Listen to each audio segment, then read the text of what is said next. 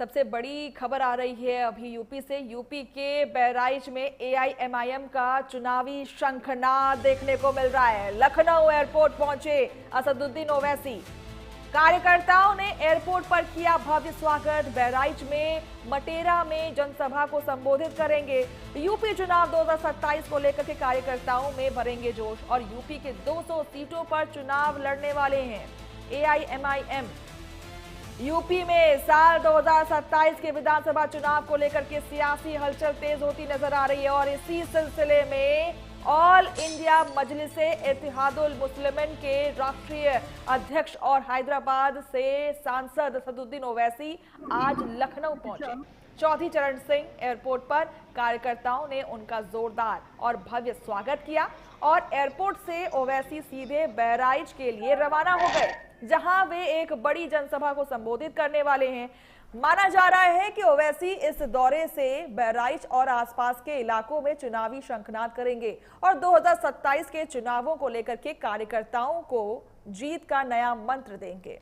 तस्वीरों में देख सकते हैं किस तरीके से ओवैसी जो है वो एयरपोर्ट पर पहुंच चुके हैं। तमाम कार्यकर्ताओं में जोश देखने को मिल रहा है और ऐसे में लोग जो है उनको घेरते हुए नजर आ रहे हैं, उनका आशीर्वाद लेते नजर आ रहे हैं, उन्हें ग्रीट करते हुए नजर आ रहे हैं। बहराइच की तस्वीरें दिखा रहे हैं जहां वो जनसभा को संबोधित करने वाले हैं और ऐसा माना जा रहा है कि 2027 में 200 सीट पर वो चुनाव लड़ने वाले हैं। और इस खबर पर ज्यादा जानकारी के लिए हमारे साथ अमित मिश्रा जुड़ चुके हैं। अमित, देखिए बड़ा चुनावी बिगुल बजता हुआ नजर आ रहा है। 2027 की जो बिसात है वो बिछने लगी है। ऐसे में तमाम जो विपक्ष की पार्टी है, जो पक्ष में पार्टी है, सत्ता है, सभी अब चुनावी मोड पर नजर आ रहे हैं और इसी बीच ये खबर आ रही है कि 200 सीटों पर एआईएमआईएम चुनाव लड़ने वाली है और इसका शंखनाद हो चुका है।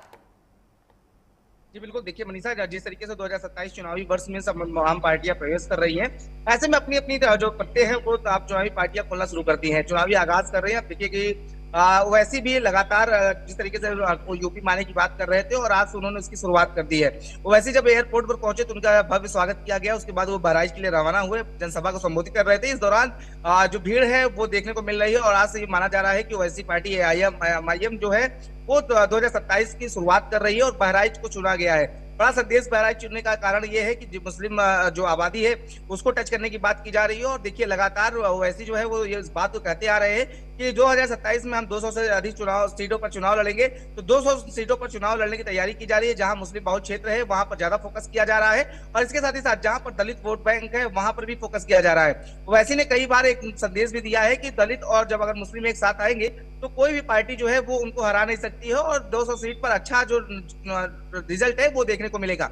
ये माना जा रहा है कि अब ओवैसी की एंट्री से कहीं ना कहीं अब जो पार्टियां हैं, जो क्षेत्रीय पार्टियां हैं, उनको अपना रणनीति बदलना पड़ेगा, अपनी रणनीति को लेकर के काम करना पड़ेगा। ये सवाल रहेगा कि क्या ये गठबंधन के तौर पे चुनाव लड़ने वाले हैं या स्वतंत्र लड़ेंगे? देखिए, गठबंधन के तौर पे बात करें तो देखिए पश्चिम बंगाल में भी चुनाव जो था तो वैसे ही वहां पर गठबंधन किए हुए थे। हालांकि हुमायूं कबीर से उन्होंने फिर गठबंधन तोड़ा था जब एक वीडियो आया था। बिहार की आप बात करें तो बिहार की तस्वीरें आप देखे होंगे कि ओवैसी की पार्टी ने अच्छा प्रदर्शन किया था और सीट वहां पे उनके खाते में आई थी। तो ये माना जा रहा है कि ओवैसी जो है यहाँ पर भी अभी गठबंधन का इशारा दे रहे हैं, लेकिन वो ऐसी पार्टियों से गठबंधन करना चाह रहे हैं जिससे कि दलित की बात करें तो दलित वोट बैंक और मुस्लिम वोट बैंक साथ आएगा। उनका कहना है कि आबादी दोनों की ज्यादा है, दोनों दलित भी ज्यादा है और मुस्लिम भी ज्यादा है। ऐसे में दोनों अगर साथ आ जाएंगे तो हमारा जो रिजल्ट है वो बदलता हुआ नजर आएगा और हम जीत की ओर बढ़ेंगे।